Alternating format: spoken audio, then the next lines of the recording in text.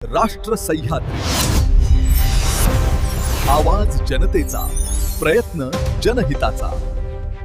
आज जिल्ह्यामध्ये कुठलीही गोष्ट घडली म्हणजे मी अशा परिस्थितीमध्ये आहे की कुठल्याही प्रकारे काही जरी घडलं तरी न कळत माझं नाव त्यामध्ये टाकलं जातं। कोणाचा खून झाला तरी मीच दोषी, खून झाल्यावर कारवाई झाली तरी मीच दोषी, रस्त्यामध्ये खड्डे पडले तरी मीच दोषी। नगर मनमाडच्या बाबतीत मी माझी स्पष्ट भूमिका मांडतो की आज नगर मनमाडचं काम होत असताना कोल्हारच्या पुलाच्या एका बाजूला रस्ता झालेला आहे आणि कोल्हारच्या पुलाच्या दुसऱ्या बाजूला रस्ता झालेला आहे। ठेकेदार तोच आहे, मटेरियल तेच आहे, खडी तीच आहे। मग असं काय घडलं की पुलाच्या पलीकडं 55 किलोमीटर मध्ये एकही खड्डा पडत नाही आणि इकडे मात्र रस्ता पूर्ण धसलेला आहे? याचा विचार आपण करणं आवश्यक आहे, कारण की तिथं त्या ठेकेदाराला पूर्णपणे संरक्षण मिळालं। त्या ठेकेदाराच्या चर्चेनुसार खरं जबाबदारी त्याची आहे रोड डायव्हर्जन करण्याची, पण आपली नैतिक जबाबदारी समजून चालू कामामध्ये गाड्या त्या रस्त्यावर चालू दिल्या नाही गेल्या आणि म्हणून त्या रस्त्यावर एक खड्डा पडलं नाही। मात्र इथं जेव्हा खडी टाकली गेली, ट्रॅफिक जॅमच्या नावाखाली कोणीही येऊन तो रस्ता उघडला आणि त्याच्यावर गाड्या चालल्या। जे ब्रिज तुटलेले आहेत, या ब्रिजवर त्याचा क्युरिंग पिरियड 28 दिवस होता, पण 5व्या दिवशी त्याच्यावर गाड्या घालण्यात आल्या। ही वास्तविकता आहे। राहुरीच्या ट्रॅफिक जॅम मध्ये तुम्ही सगळे साक्षीदार आहात की मीच एकटा बसून ती ट्रॅफिक जॅम काढत होतो। ते लोक कुठे होते जे आज व्हिडिओच्या माध्यमातून नगर मनमाडची अवस्था दाखवण्याला ज्यांना वेळ आहे, आज ज्यांना आंदोलनासाठी रस्त्यावर यायला वेळ आहे, जेव्हा ट्रॅफिक जॅम मध्ये लोक त्रस्त होते तेव्हा हे लोक पुढे होते। कुणी थांबायला तयार नाही। खडी टाकली, डांबर टाकलं का लगेच त्याच्यावर गाडी चालल्या। कसा रस्ता टिकणार? कॉन्ट्रॅक्टर दोषी आहे, 100% आहे, पण एक गोष्ट मी तुम्हाला आवर्जून सांगतो की जर हा कॉन्ट्रॅक्टर पळून गेला तर मग या रस्त्याला कोणीच वाली नाही। माझं काम तुम्हाला अवगत करणं आहे। मी खासदार नाही,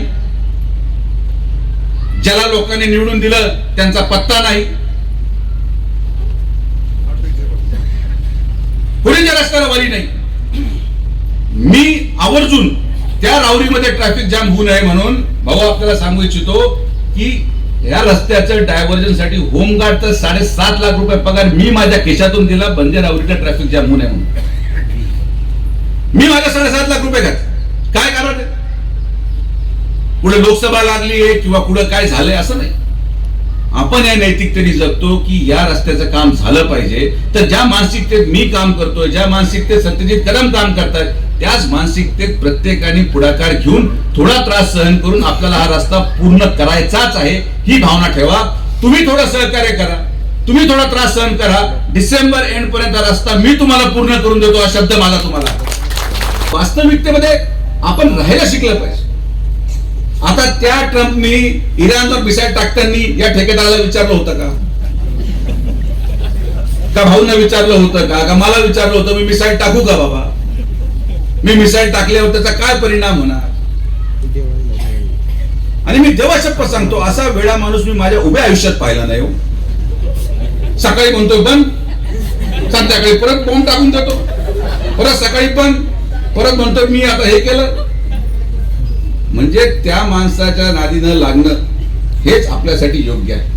आज डांबर न मिळत असल्यामुळे भाऊ या कॉन्ट्रॅक्टरला डांबर दिल्लीहून आणावं लागतं गाडीने। जे रस्त्याची किंमत आज 5 रुपये असेल त्या किमती वाढून 2.5 पटीने किंमत वाढून त्या गोष्टीला पण मंजुरी घ्यावी लागते। हे टेक्निकल मुद्दे आहेत हो।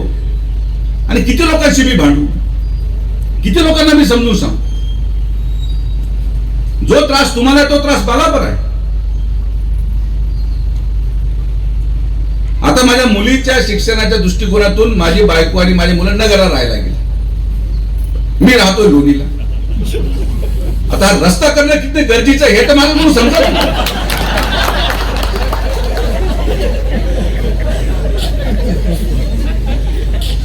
मला पण बरं वाटतं रस्ता खराब आहे पण करावंच लागणार, त्याला पर्याय मला जावं यावं लागतं। जो त्रास तुम्हाला आहे तो त्रास मला आहे. कदाचित तुम्ही इथून निघाला तर रावरीला थांबालो, मला रोज नगरून येऊन जाऊन करायचं.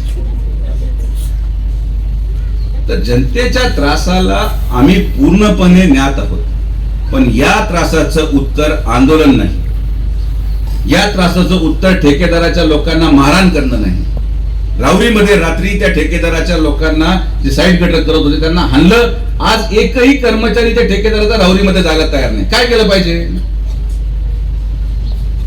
कोण जाणार तिकडे? मी जाऊन आता कॉन्क्रीट आणि सेंटरिंगचं काम करू? असं नाही होऊ शकत आहे. आणि तुम्हाला माझं बोलणं वाईट वाटत असेल, मी याच्यावर पण ट्रोल होणार आहे. करा, किती ट्रोल करायचं मला काही फरक पडत नाही. तुम्ही ट्रोल करा, काही करा, पण दोन गोष्टीची वास्तविकता समजून घ्या. हा रस्ता या ठेकेदाराकडून झाला नाही तर परत होणार नाही. आणि दुसरा, हा रस्ता कोणी पूर्ण करू शकतो तो फक्त सुजय विखे पाटीलच पूर्ण करू शकतो, ही पण वास्तविकता. राष्ट्र सह्याद्री, आवाज जनतेचा, प्रयत्न जनहिताचा.